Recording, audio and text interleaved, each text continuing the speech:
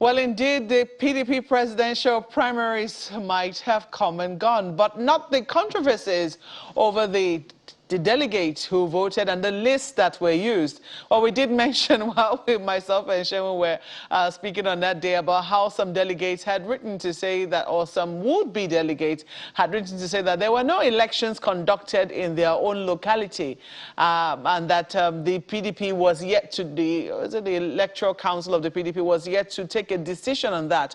Well, Ebonyi was one of those states where delegates emerged, but there was controversy over how they emerged because it would seem that the PDP is now factionalized.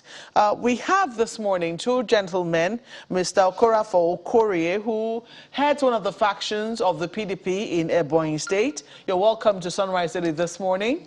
Thank you. Point of correction. There's only one PDP in Ebonyi. There are no factions. Okay, well, you will explain. You will explain that to us in the process. We also have Mr. Abia Onyike, who is the former Commissioner for Information in Ebonyi State as well. You're welcome to the program, sir. Thank you very much, Mape. Well, you just heard his first statement, even though we hadn't gone into the conversation then. He says the PDP is not factionalized. Yeah, we are praying that there should have been no factions. Yes. But some individuals and powerful people outside the state, including those at the National Secretariat of the party, are fomenting the crisis for their own selfish interest. And so the crisis so-called in PDP in Ebonyi State is not only a crisis of the party in the state, it reflects the crisis in the National Secretariat of the party. There's a crisis in the National... We'll get to that. There is a crisis in the National Secretariat? Why wouldn't there be? To the best of our knowledge. What is the administrative stability of the national body of the party? Are they not the one fomenting the crisis? It doesn't seem that there's any crime. We haven't heard, just a moment. I mean, you say we'll get to that. We might as well get to it. As far as we know, the NWC of the PDP seems to be in order. There doesn't seem to be any crisis there. We know who the national chairman is, at least as at this moment. We know who the national secretary is. We know the publicity secretary. We know all of the people that we're currently dealing with as members. But when they meet, yes, and they make resolutions, when it comes to implementation, one or two persons will start issuing test statements that would eventually contradict the policies and decisions of the party. Can you give us an example? What does that show? Can you give us an example? There was a statement that was issued by the party on the 27th of May, slating that there should be primaries in Ebonyi State. And when eventually the primaries took off, the National Publicity Secretary issued a test statement that the primaries were being cancelled, just as the process was starting. Yes. And at the end of the day, it turned out to be that there was no meeting of the National Working Committee cancelling the election. Was that not that's what we are talking about. Was that not because of the controversy already in Ebonyi locally? Because indeed, we see that there was a statement saying that after very extensive consultations, deliberations, and review of all issues, the National Working Committee of the PDP has approved the cancellation of all party primaries in Ebonyi State. It's only that of Ebonyi that seems to have been affected by this particular statement. There is a particular statement dealing with Ebonyi, but were there no crisis in Anambra, in Imo, and in Abia, in the whole of the Southeast, and who is behind it? Who is behind? Can you tell us who? The person behind it is the National Secretary of the party. Yes, and he is also the one behind the performance of the delegates of the Southeast in the presidential primaries, because there were 95 delegates from the Southeast, and at the end of the day, only 15 voted for Southeast presidential aspirants, and 80 votes were traded off. Because the man was working for power brokers outside the Southeast geopolitical zone. He's not the first person to occupy that position. So why should he be fomenting the crisis in the states? And then you now want to blame the innocent party members at those places. So what does that mean? So let them put their acts in order. Let them meet, and anytime they meet and they make resolutions, those resolutions should be implemented by the organs of the party. So those have power to do that. Can I ask and not creating confusion all over the place. Do you recognize Mr. Okorie as your chairman? He is not yet recognized as the chairman. Yes, the chairman who is operating right now is Mr. Silas Onu. He won the election last year during the Congress, but he was challenged in court. And on the 13th of April, the Federal High Court in Abuja here ruled that he did not win properly. And that Silas Onu was the person that was duly elected as a chairman. And then Silas Onu took over from him. Then later on, he himself now went to the Court of Appeal to seek stay of execution.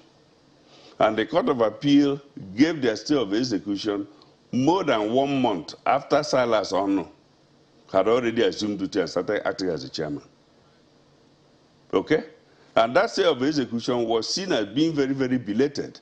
And the same national leadership, secretariat of the party, went to file a motion challenging that stay of execution because they had given a directive to their lawyer to go to court to withdraw the representation of the party as one of the joiners in that very case.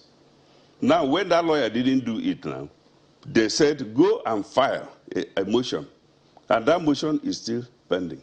When the Court of Appeal started yesterday, the lawyer came and pretended that he was sick, that he is yet to react to the motion. And just based on that, the same National Secretariat issued a statement that this man should resume duty. So what kind of confusion is emanating from the National Secretariat headed by Senator Anyang? And what kind of human being is he?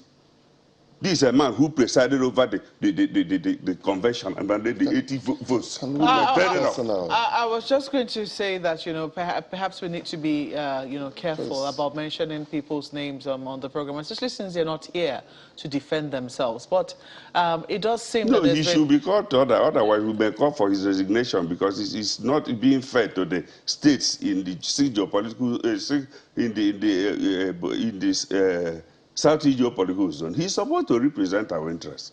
Though he is supporting a particular governorship aspirant in Ebonyi State, but that should not be the reason why he should not allow peace to reign in the state. Let me come to you now, Mr. Onyike, Mr. Okori. You have heard how he has laid out some of the background to the troubles in the PDP in Ebonyi State. Are there parts of it that you disagree with? Of course. Let me start by dissociating myself completely from Mr. Onyike's tirades against the person of distinguished Senator Sam Anyang, the National Secretary of the People's Democratic Party. I think that was in bad taste. Having said that, I want to say that I was validly elected. The Federal High Court in Abuja thought otherwise and gave judgment in favor of a certain barrister, Silas Onu, who contested with me and lost. On the same day of the judgment, the 13th day of April 2022, a motion for stay of execution was filed alongside the notice of appeal. Alongside the notice of appeal.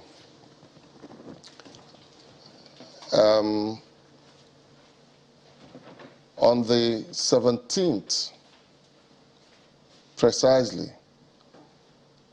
records of the judgment were transmitted to the appeal court, effectively entering appeal. All right? And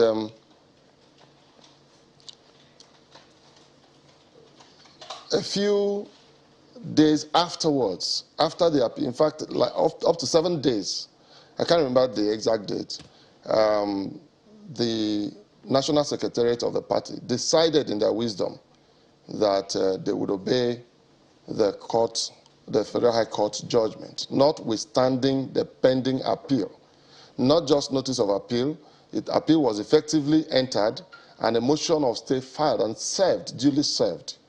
And the National Legal Advisor whom I respect very well, Ajibade Adeyemi SAN, counseled or advised in his office as an advisor that the party goes ahead to obey the judgment of the Federal High Court, notwithstanding that a proper notice of appeal, indeed appeal has been entered at this point, and motion of stay pending at this point.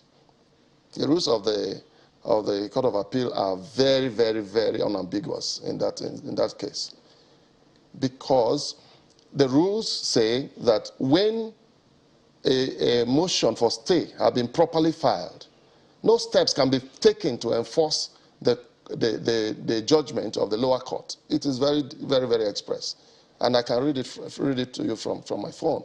It is rules of the Court of Appeal.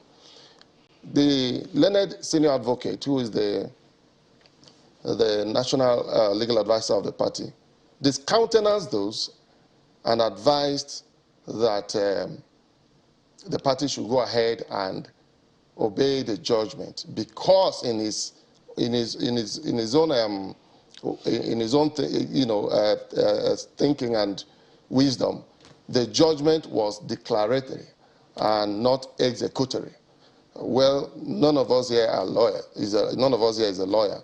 All of us here are just ordinary people. However, I know that, like the name of each of those categories go, one is declaratory and the other one is executory. And the key part of that judgment was a directive to the party to issue, what do you call it, certificate of return to Barrister Silas Ono as a condition for swearing him in. Now, on the same day the judgment was delivered, before any action of the party, before even the enrolled order was signed, Silas Ono,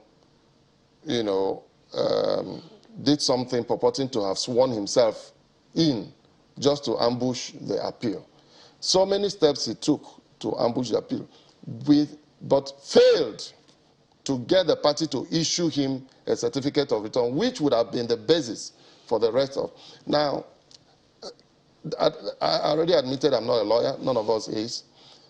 So the details and all the legal things around those things, I will excuse myself completely from that. However, on the 23rd of the same April, the Court of Appeal, in a very detailed ruling, in a 24-page ruling, full judgment on the motion for stay, held that Silas Ono, in connivance with whoever, had made attempts to ambush the appeal and foist a fait accompli on the Court of Appeal, which they resisted, and went ahead to say that the appeal itself would have been rendered nugatory. In other words, useless. And what if the matter was actually credible, and it is very credible, and the whole thing turns. Now, assuming without considering... are you saying, just a moment yes. now, Okay. it would seem that the Court of Appeal had a lot to say in granting stay of execution, but Yes. it would seem that it was almost delving into the matter almost. But we'll take clarification on that when we come back from this break. Please stay with us.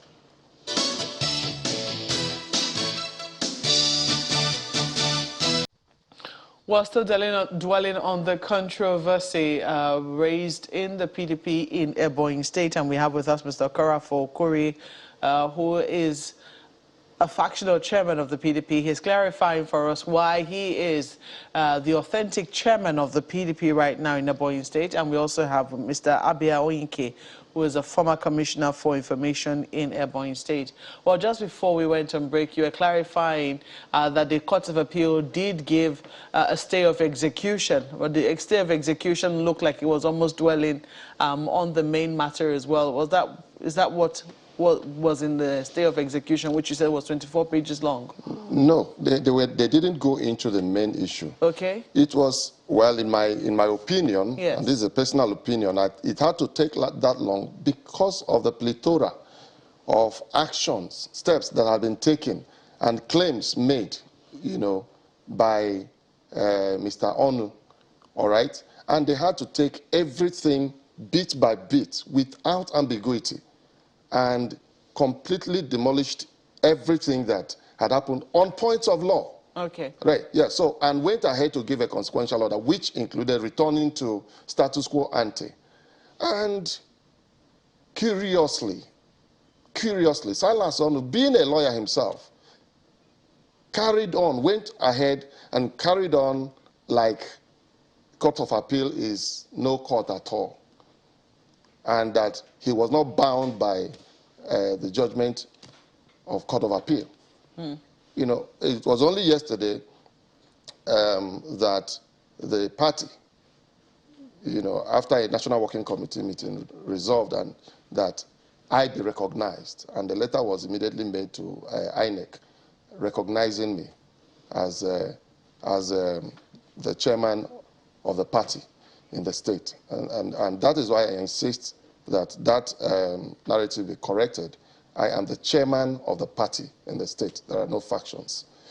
And having said that, let me also address another point he raised about the primary. I think that in a situation where things are going wrong, you won't sit idly by and watch the studio burn without making calls here and there and say, what do we do in the circumstance?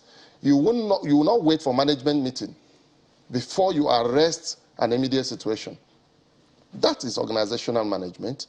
So, not holding brief for anybody, because I'm not a member of the National Working Committee, but if no less a person than the National Publicity Secretary, the same man who issued a statement by which Silas Onu took over the party in the state, now comes round and says the party, after due consultation, the party decided to cancel the election. Is it for Mr. Onyike or anyone else to say, no, I will not stop the election? I must go ahead and conduct the election because the same party had had scheduled the election earlier. If the party scheduled the election and sensed that things were going wrong, should the party stand idly by and watch Ebonyi burn? Is that proper? Now, did the National Working Committee have to be called to decide whether election was going to go on or not before? Is it not enough? Does it not suffice for the national chairman, the national secretary, the national publicity secretary, the rest to be called and their opinion and consent obtained? Would Debo Ologunagba would have gone ahead? Would he have gone ahead to issue a statement without the authorization? Now, the point being made, one second, that because the national secretary has an interest that is supporting one of the governorship candidates and therefore is destabilizing, is very uncharitable, most uncharitable. On the contrary, and I must put this on record, what has destabilized Ebonyi PDP so far is the scramble for delegate votes, national delegate votes for the presidential primary. And I said that with every sense of responsibility. The contest, the scramble for the votes of Ebonyi, because whereas we have a candidate in Ebonyi, or we had a candidate in Ebonyi who was running for the presidential ticket, Silas Onu, Abia Onyike, and the rest of them had interest outside the state. And someone in the national headquarters who also had similar, their interests converged around a particular candidate, and they went about it with desperation, clear desperation. Let me flip this now. I know that you want to respond Yes, I to want to this, respond. but let me quickly flip this conversation to Lagos before Okay. you respond. All right, I think I might just, Mr. Onyike. So from what Mr. Okorie is saying is that your team appeared to be supporting Alhaji Atiku Abubakar, and so that's why you were scrambling for the delegates, and as such, that's why he thought that, or many thought that you were talking about the implication of those delegates on this particular election. So could you shed some light if there's any truth in what that suggestion is? His own personal imagination. That is his personal imagination, but I gave you a concrete assertion that somebody at the National Secretariat, who is in charge of that secretariat, who was installed by Nwike, made sure that the 95 delegates coming from the Southeast could not vote for any of the Southeast aspirants. Only 15 of them did. So what happened to the other 80 votes? And it's just like the aphorism by Professor Ikenna Nzimiro, that in Nigeria, political parties are nothing but trading companies. So the trading off of the 80 votes should be questioned. It's not, you are talking about ourselves. In which way did that happen? Did the Anyimpa Anyim not get 14 votes? And there were only national delegates that voted from Ebonyi State. And we have 13 local governments. One delegate, one national delegate per local government. So if Anyim was able to get 14 votes, it goes to show that he had no problem. No, but Mr. Onyike. So, but then, Mr. Onyike, just a minute. What Respond to this before you proceed. I thought that your team equally said that the delegate list that they relied on to get that vote was not right, that it was an illegal list. That's all your team said. The wrong delegate list, I agree, but they are Ebonyans. So they voted for Anyimpa Anyim. So he's saying that there was a struggle on our own part to fight for somebody from outside the state as far as the play. I'm just hearing that for the very first time. But what we know is that there has been a very grand process of ensuring that delegates from the Southeast were traded off. And I'm telling you that these people who create this stability in the running of the affairs of the party are the ones to be found culpable for that. And that's the destabilization that led to people like PDP leaving. And now look at what he says. So I want to say that there was no reason for the National Secretariat of the party to cancel that primaries that took place in Ebonyi. And of course, the case is still in court. So I may not have to dwell so much on that for fear of contempt. Now, on the issue of the stay of execution that was granted to him, the other stay of execution came 1 month after. You cannot be staying the execution of an event that has already taken place, because you can only stop the execution of a process that is yet to be executed. But how come that other one come 1 month after? And after it came, a motion is pending at the Court of Appeal in order to interrogate that very stay of execution. But it has not been allowed to see the light of the day. And even within the mix of that process, the National Secretariat is coming again to issue another statement. Okay, well, let me ask Mr. Okorie. Recognized as just 1 second, Mr. Onyike. Let me ask Mr. Okorie, you know, when you said something interesting the other time, and I'm just wondering, I mean, if you can give us some context to it. That statement from the PDP Secretariat says, after due consultations, the NWC approved. In other words, it wasn't an initiative of the NWC. It was proposed to the NWC, and the NWC ratified and approved it. First of all, who were the people that were consulted with when there is clearly another group of people who are also stakeholders as well? Were the people who came to Ebonyi State to organize the primaries, were they not sent? That's for Mr. Okorie, apologies. That's for Mr. Okorie. So, Mr. Onyike, just a second. That question is for Mr. Okorie. To organize the primaries. Hello, can you hear me? Administrative bottlenecks that, It's from the National question. Just a second, Mr. Onyike. That question is for Mr. Okorie, please. Wait, I didn't get a question. Could you repeat yourself, please? Okay. You said earlier when you were, responding to one of the questions Mark Bayer, asked you, you said statement came from the Secretariat saying after due consultations, the NWC approved the cancellation. That's what the statement says. So I'm just wondering two things. One, who were the people that were consulted with when the NWC may not have met, just as you said earlier? And then who initiated the idea that was approved, the idea of the cancellation that was approved by the NWC when there wasn't such a meeting? Who are these stakeholders or people that were consulted with before the decision was taken, when there is clearly a chairman that had been given, some form of approval? Well, the statement, I believe, is right there before you, and you have read it, and I've read in between the lines. NWC approved. That is the operational statement there, if you ask me. And posing those questions to me, it's neither here nor there, because I'm not a member of the NWC. I wouldn't know who initiated what.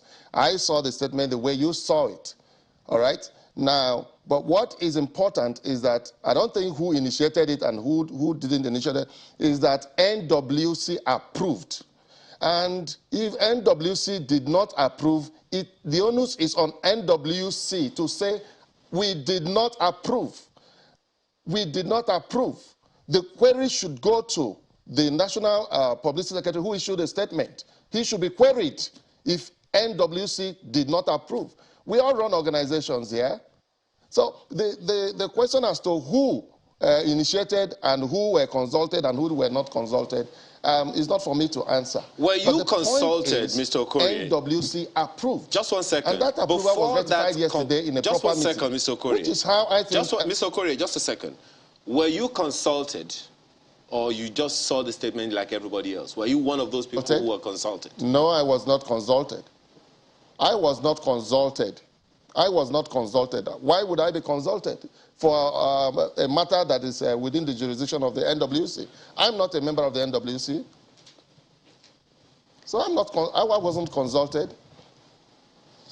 Mr. Onyike, let me come to you. You said the aspirant from your state got 13 votes and it was okay. I would have thought that the aspirant is from your state and you would feel a more increased sense of patriotism. Why the disconnect between, that dismal number of votes for your aspirant? No, I said that he got 14 votes on the whole, and that therefore the 13 national delegates from Ebonyi State who went there must have voted for him. But the aspirant, governorship aspirant in Ebonyi State, who is close to the national secretary, and all of them claim to be close to Anyim Pius Anyim, didn't work hard. And they were the trading off of a whole 80 votes from the southeast. That's the point I am making Anyim to have only 14. So why did that happen? That is the probe, and Hannes and Igbo may have to probe it and put people on stage. Can I respond to this? Go ahead. I said earlier that the issue in Ebonyi was being stoked from outside, and it is the scramble for delegates' votes. And it was clear, it became very clear at the convention ground when, they insisted. Indeed, the national legal advisor, came very forcefully to stop the delegates from Ebonyi because they had a different list of delegates who would have voted for a different person. So what Mr. Onyike is saying here is just merely patronizing Pius Anyim as though he cared about whether he won or he didn't win. He didn't care. He doesn't care still. And that's the truth. That's the obvious truth, and that's very obvious from this conversation. And that's why my next question is this. They supported a different candidate. Thankfully, they did not succeed in subverting the will of the people of Ebonyi, all right, who voted the other set of delegates that eventually voted at the National Convention. Had it gone the other way, he wouldn't be saying what he's saying. That's the honest truth. Well, and he knows that's why, it. that's why my next question is this. Just a second, Mr. Ebonyi problem was being stoked. Mr. Okore, just a second. Let me come in there. Mr. Onyike, that's why my next question is this. If you were so concerned that the problem, the 80 votes were traded off, are you also concerned that Mr. Ayim Pius had written to the party twice to complain that there was a problem with the delegates list, that it was manipulated? How concerned are you about that? Ahead of the primaries, he wrote to the party. Delegates lists are not mechanically compiled. They have to be arrived at from a Congress. And it is the Congress that elects the delegates.